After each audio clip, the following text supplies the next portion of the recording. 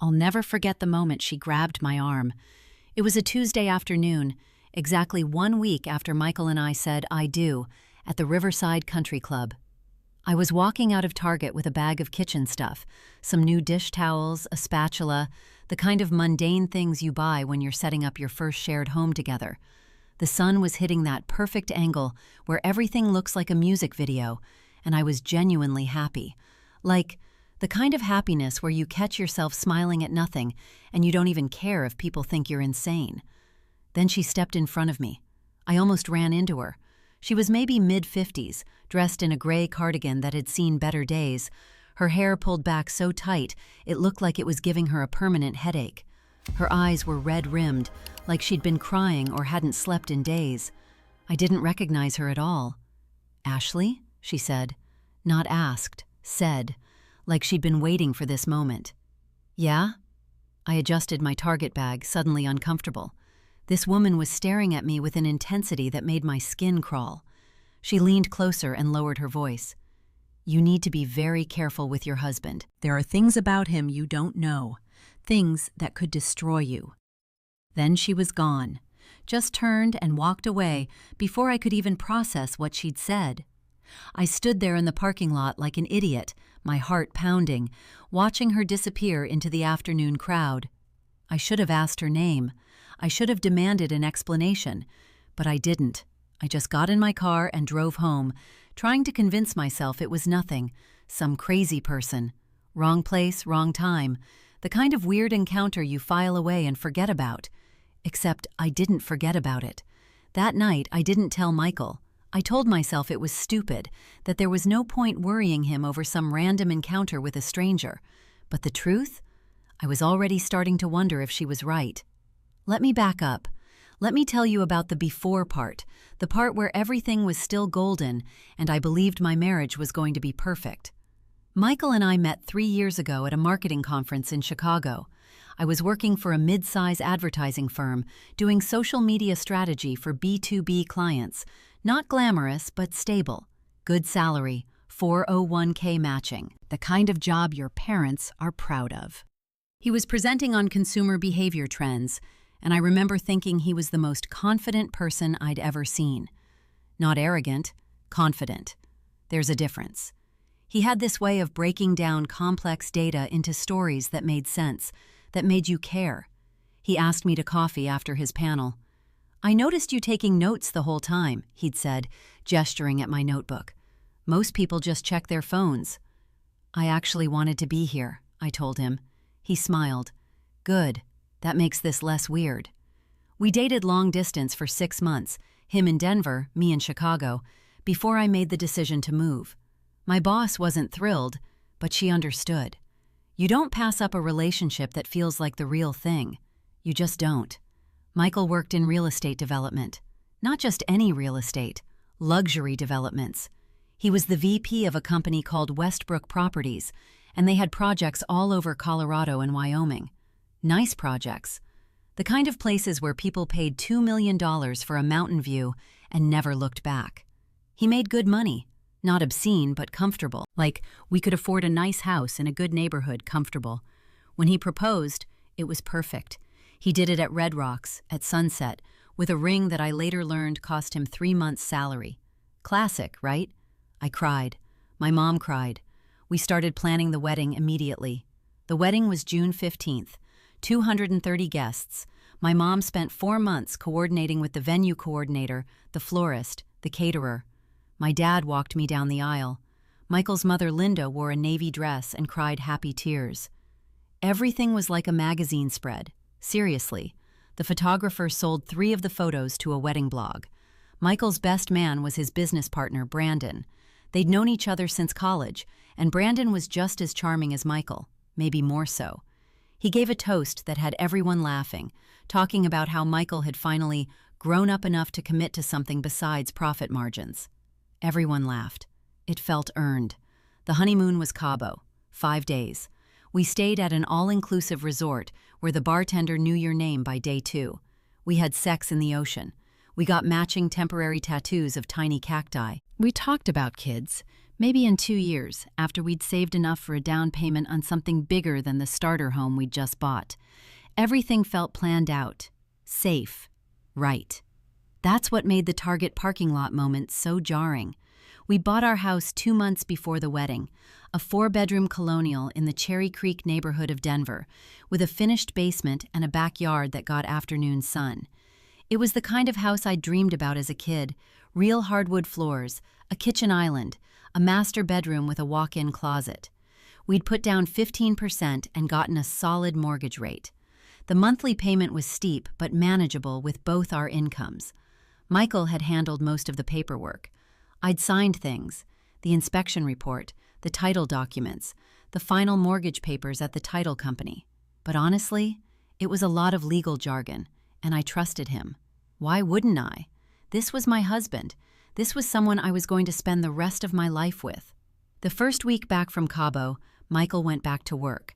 I was taking a week of PTO before starting at a new job, a remote position with a larger firm that paid better and gave me more flexibility. I spent that week unpacking, organizing, buying furniture, picking out paint colors for the guest bedroom, calling the HOA about getting our names officially added to the community directory. I was happy, genuinely, deeply happy in that way that feels almost fragile, because you're aware that happiness is temporary, that life always throws something at you eventually. But not yet. Not this soon. On Wednesday, the day after I saw the woman in the parking lot, I did something I'm not proud of. I Googled Michael's ex-girlfriend. Her name was Stephanie, and they dated for about 2 years before breaking up. It had been before I met him, so I didn't know much about it beyond what Michael had told me, that it just hadn't worked out. They wanted different things. They'd ended on okay terms. She'd moved back to California. That's all I knew. But now I was sitting in my new kitchen with my new coffee maker, on my new Wi-Fi, Googling her name and feeling like a paranoid psychopath. Why? Because of some crazy woman in a Target parking lot? Because Michael had seemed a little distant since we've gotten back from Mexico? No, that wasn't fair. He'd been normal. He'd been fine. Except he had been checking his phone more than usual. And he'd been going into the basement at odd hours, saying he needed to catch up on work emails. These are the things that seem like nothing when you're happy. And then later, when everything falls apart, you remember them with crystal clarity and think, how did I not see it? I didn't find anything useful about Stephanie. Her Instagram was private. Her Facebook showed that she was married now, living in San Diego, had a kid. She seemed fine, seemed happy. No obvious signs of heartbreak or vendetta, so that didn't help. Thursday morning, Michael left for work earlier than usual. He said he had a 7 a.m. meeting with the City Planning Commission about a new development they were pitching. He kissed me goodbye. He smelled like his normal cologne, that expensive stuff from Nordstrom that I loved. He told me to have a good day. I believed him completely. That afternoon, I got a call from the HOA. Not unusual, we just moved in. But the woman on the phone, whose name was Karen, sounded confused. "Hi, is this Ashley Brennan?" she asked. "Yes, it is," I said. "I'm calling from the Cherry Creek Homeowners Association. I'm looking at our records, and I'm a little confused about the title on your property. It says here that the home is registered to Michael Brennan as the sole owner. There's no secondary owner listed." My stomach did a flip. "I'm sorry, what?" "I have a Michael Brennan as the owner of record, 4387 Maple Drive. But there's no secondary owner, and I'm calling to see if we need to update our records. Are you on the title?" I should be," I said slowly. "We're married. We bought the house together." There was a pause. I could hear Karen typing. "Let me look into this for you," she said. "But based on what I'm seeing, your husband is the only one on the title. You might want to check your closing documents." After I hung up, I sat in my kitchen for probably 20 minutes. Just sat there. Not panicking yet, not quite. Just confused. Michael had handled the closing. He'd said he'd handle it because he understood real estate law better than I did. I'd signed the documents. I remembered signing something that said, Michael Brennan, owner. I just assumed there were other documents with both our names. There weren't. I found the closing documents in a file in the office. Michael's office, really, though we called it our office. All the paperwork was there, deed, mortgage, title insurance, and on every single page where an owner needed to be listed, it was just Michael. Not Michael and Ashley, just Michael. That's when I started to feel the first real flutter of panic. I called Michael. He didn't answer. I texted him, "Can you call me when you get a chance? Question about the house paperwork." He texted back 40 minutes later, "Everything okay?" "Fine. Just need to ask you something," I wrote back. He called me as soon as he got off work. "What's wrong?" "Nothing's wrong. The HOA called today and said the house is only in your name. I thought we were both supposed to be on the title." There was a silence that lasted just a beat too long. "Oh," he said finally. "Yeah, I was going to talk to you about that." "About what?" I was standing in the kitchen now, one hand gripping the counter. The mortgage situation was a little complicated. My credit score was better, so the lender recommended we put just my name on it. It was supposed to be temporary. We can refinance and add you in 6 months or so, once we've made a few payments and built up some equity. It sounded plausible. It sounded like something a real estate guy would say. And yet, "Why didn't you mention that before closing?" "I did mention it," he said, and now there was an edge to his voice. "I told you the lender was recommending it. You just weren't really paying attention during all the wedding planning." That stung because it was possibly true. I had been distracted. But I was also pretty sure he hadn't said that, not clearly, not in a way that made it sound like a permanent thing. "I want to get my name on the title," I said. "And you will, I promise. We'll take care of it, don't worry about it." But I did worry about it. After we hung up, I couldn't stop worrying about it. That night, Michael came home with wine and flowers. He told me he'd overreacted about the title thing, that he should have been more clear about it, and that we'd go to a lawyer next week to get me added. He was sweet. He was apologetic. He kissed me and said I was his wife, and of course I should be on the title. And what was he thinking? I wanted to believe him. I did believe him. Almost. But I also remembered the woman in the parking lot. There are things about him you don't know, things that could destroy you. And I thought, maybe I should find out what those things are. I spent the next 3 days obsessively searching. And I mean obsessively. While Michael was at work, I'd sit at the kitchen table with my laptop, digging through every digital trace I could find. Public records, business filings, court documents, LinkedIn profiles, old news articles about Westbrook Properties and its development projects.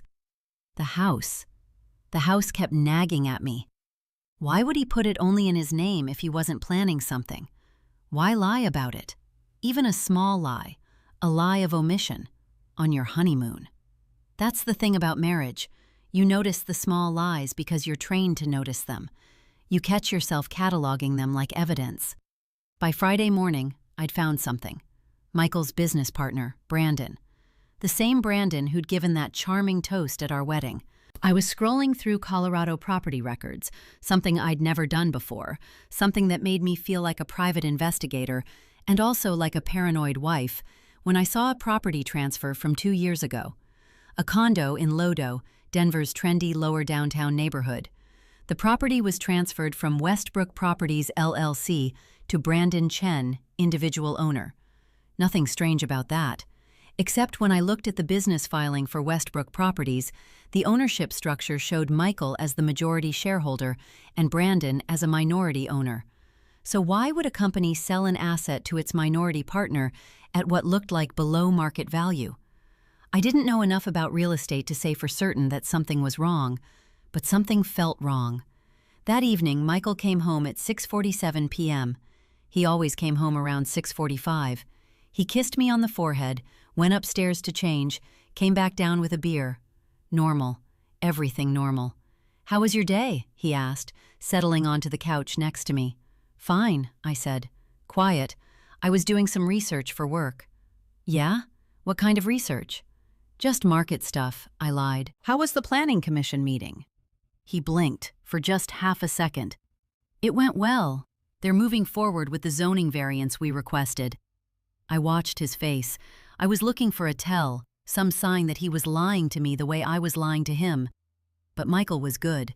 Michael had always been good at seeming sincere. That night, after he fell asleep, I did something I'd never done before. I went through his phone. It was sitting on the nightstand, charging. I picked it up carefully like it might explode. His lock screen was a photo of us from the honeymoon, me in a sundress, him with his arm around my waist, both of us squinting into the Cabo sun. I stared at it for a moment, then I typed in his password. It was our anniversary date, June 15th, 2024. The phone unlocked. I didn't even know what I was looking for. Texts to Stephanie? Evidence of affair? Financial documents? I scrolled through his messages. Most of them were work-related. To Brandon, to clients, to his mom. Nothing incriminating. His email looked the same, mostly work. His photos were normal. Beach photos from Cabo, pictures of the house, a few from the wedding. I was about to give up when I noticed something. His banking app. It was open in his recent apps, which meant he'd been using it recently. I clicked on it. It asked for a password. A different password. Of course it did. I tried our anniversary. Didn't work. I tried his birthday. Didn't work. I tried the address of our house. Didn't work. I tried the address of the office. Didn't work. After the 5th attempt, the app locked me out. I put the phone back on the nightstand and lay in the dark, my heart pounding so hard I was sure it would wake him. The next morning, I called my best friend from college, Jennifer. She was still in Chicago, working in corporate law. I'd been meaning to call her anyway. We'd fallen into that thing where you only talk on birthdays and holidays. But now, I needed her. "Hey," she answered on the second ring. "Is everything okay? You only call me when something's wrong." "Can I ask you something hypothetically?" I said. "Oh God, okay, yeah, what's going on?" I told her about the house, about how only Michael's name was on the title, about the explanation he'd given, the temporary thing, the refinancing in 6 months, about how that 6 months was coming up and he hadn't mentioned it. Jennifer was quiet for a long moment. When she spoke, her voice had changed. It was the voice she used for clients, I think. Professional, careful. "How long have you been married?" she asked. "1 week. Well, a week and a half." Okay. Do you have children with him?" "No, we just got married." "And you want your name on the house?" "Of course I do." "Jennifer, what are you getting at?" Another pause. I could hear her typing. "I'm looking at Colorado marital property law right now," she said. "Okay, so here's the thing. In Colorado, anything acquired during the marriage is considered marital property, even if it's in one spouse's name. So legally, even though your name isn't on the title, the house is still half yours if you get divorced." The word divorced hit me like a punch. "Why would you say that?" I asked quietly. "I'm not saying you're getting divorced. I'm saying, look, if your husband is being weird about putting your name on the title, that's a red flag. It might not mean anything. It might just mean he's disorganized or didn't think about it. But it's worth paying attention to. And if anything else happens, if you find out he's hiding assets or lying about finances, you need to talk to a divorce attorney, now, before anything gets worse." "I'm not getting divorced, Jennifer." "I know, but just in case, promise me you'll call one if you need to. I can send you some names in Denver." I promised, but I was thinking about the woman in the Target parking lot. There are things about him you don't know, things that could destroy you. What if she was right? "Ashley," Jennifer said, "are you okay?" "Yeah," I lied. "I'm fine. I'm probably just being paranoid." But I wasn't fine, and by that night, when I found the second phone, I knew I was right to be paranoid. It was Sunday. Michael had gone to the grocery store, said he'd be back in 30 minutes. I was in the basement, looking for some boxes to organize the storage area, when I found it tucked behind a loose panel in the wall of his office. A phone. Not the iPhone he carried every day. An older Android phone, black, anonymous. A burner phone. My hands were shaking as I turned it on. It took me to a lock screen. A different password. I tried our anniversary again. Didn't work. I tried other dates I could think of. Nothing. I was about to give up when I saw the notification light blinking. A text message. Unread. I couldn't open the messages without the password, but I could see the preview. It was from a contact saved as LM, and it said, Did you tell her yet? We need to talk about the timeline before this gets worse. I stared at those words until they blurred. Before this gets worse. Before what gets worse? What was he hiding? And who the hell was LM? I heard the garage door opening. Michael was back from the store. I shoved the phone back behind the panel, my hands fumbling, my breath coming in short gasps. I went upstairs, pasted a smile on my face, and helped him unload groceries like my entire world wasn't collapsing. That night, I lay awake next to him for hours. He slept peacefully, one arm thrown across my side, snoring softly.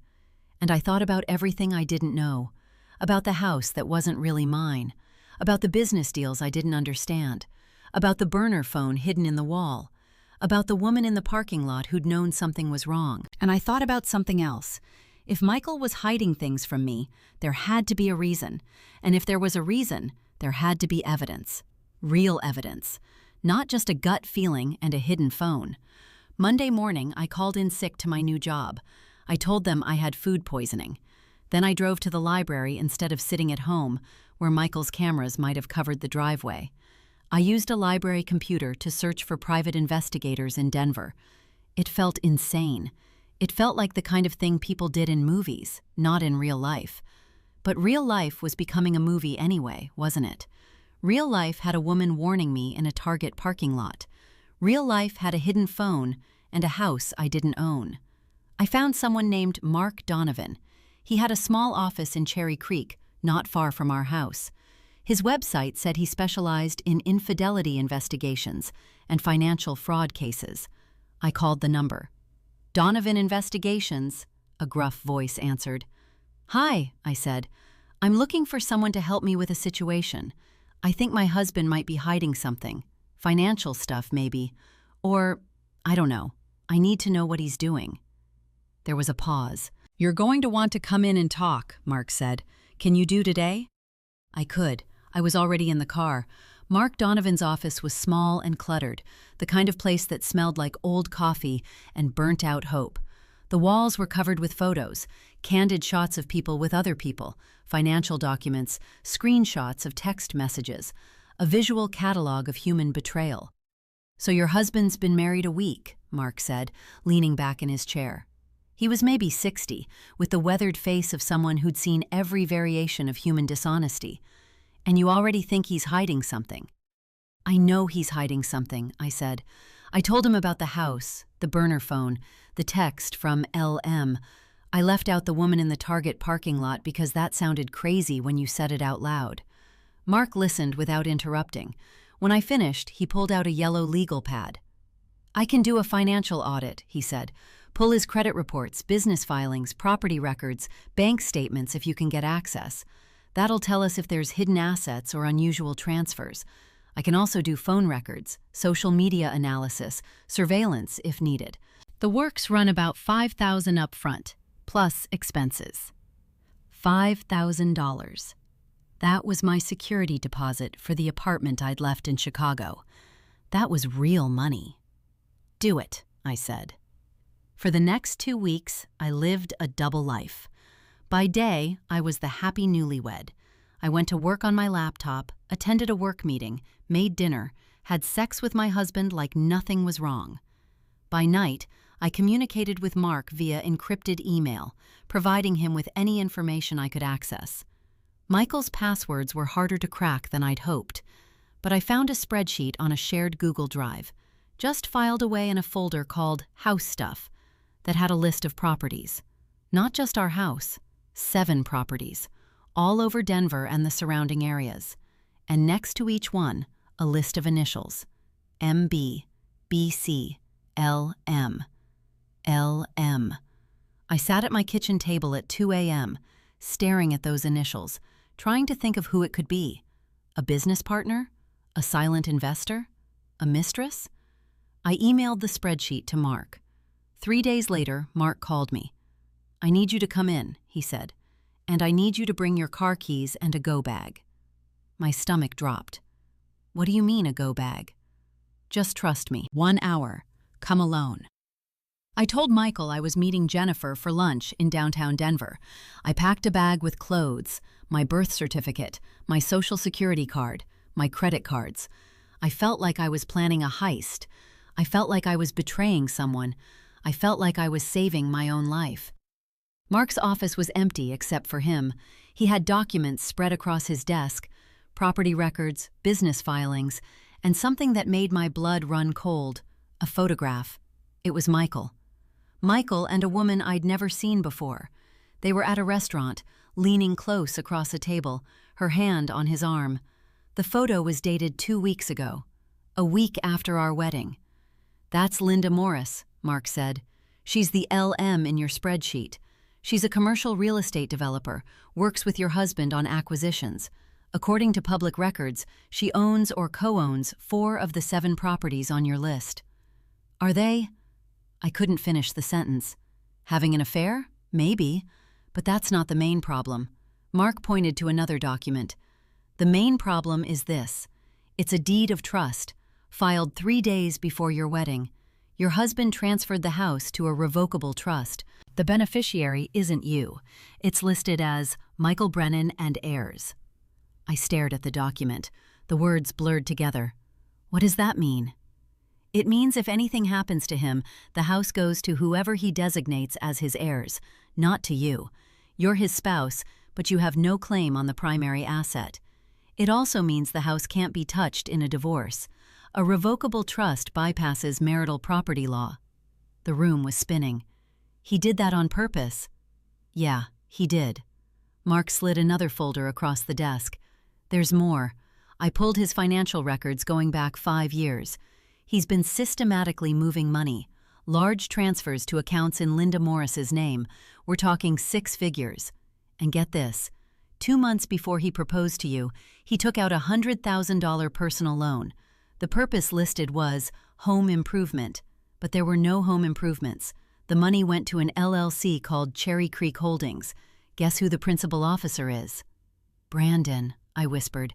"Brandon Chen, your husband's business partner, who is also, according to property records I pulled, dating Linda Morris. They lived together in that Lodo condo your husband's company sold him at below market value 2 years ago." I couldn't breathe. Everything was a lie. The entire foundation of my life was rotting. "What do I do?" I asked. "First, you don't go home," Mark said. "You go to a divorce attorney. I have names. Second, you file for a legal separation before he knows you're on to him. Third, you file a claim on the marital property. The house is marital property, trust or no trust, because it was acquired during the marriage with marital funds." "But—" I thought about Michael sleeping peacefully while I was sitting in my car outside his office. Michael kissing me on the forehead. Michael saying he loved me. "He married you for a reason," Mark continued, "and I don't think it was love. I think he married you because you have good credit, a stable job, and you were naive enough not to question him. I think he needed you to look legitimate, to look like he wasn't a guy moving money around and hiding assets." My phone buzzed. A text from Michael. "Where are you? Work called and said you logged off an hour ago." I didn't respond. The divorce attorney was a woman named Susan Reeves, and she was exactly what I needed. Cold, efficient, and angry on my behalf. She listened to everything, took notes, and then looked at me across her desk with an expression of pure contempt. "Your husband is committing fraud," she said flatly. "He's transferring assets, hiding money, and structuring his financial life to minimize your claims. The revocable trust is illegal if it was created with the intent to defraud you of marital property, which it clearly was, given the timing and the subsequent transfers." She leaned forward. "We're going to destroy him." Susan filed for a legal separation the next day. The papers were served to Michael at his office on a Wednesday morning. I found out about it through his hysterical phone call. "What the fuck are you doing?" he screamed into the phone. I was sitting in Susan's office on speakerphone. "Protecting myself," I said calmly, "the same way you've been protecting yourself." "Ashley, you don't understand. Let me explain." "Don't call me," I said. "Talk to my attorney." I hung up. Susan's next move was brilliant. She filed a motion to freeze all of Michael's assets and accounts pending the outcome of the separation. The judge, a woman named Patricia Holbrook, who apparently had zero patience for financial shenanigans, granted it immediately. Michael couldn't move money without court approval. He couldn't sell properties. He couldn't do anything. The fallout was spectacular. Brandon called Michael's office, demanding to know what was happening. The Colorado Division of Regulatory Agencies opened an investigation into Westbrook Properties for potential fraud. The bank that had given Michael the $100,000 loan started asking questions about where the money went. And then Linda Morris called me. I almost didn't answer. Unknown number, Denver area code. But something made me pick up. Is this Ashley? A woman's voice, professional, controlled. Yes, who is this? Linda Morris. I think we need to talk. I met her at a coffee shop in Cherry Creek, neutral territory. She was beautiful in that polished way that people with money are beautiful. Expensive blonde highlights, a Rolex, designer everything. She looked nothing like the woman in the photograph with Michael, all soft and intimate. This version of Linda was all edges. I don't know what Michael told you, she started, but I wasn't trying to steal him from you. He was never yours to steal. He's been planning this for years. What are you talking about? I asked. The houses, the LLCs, the money.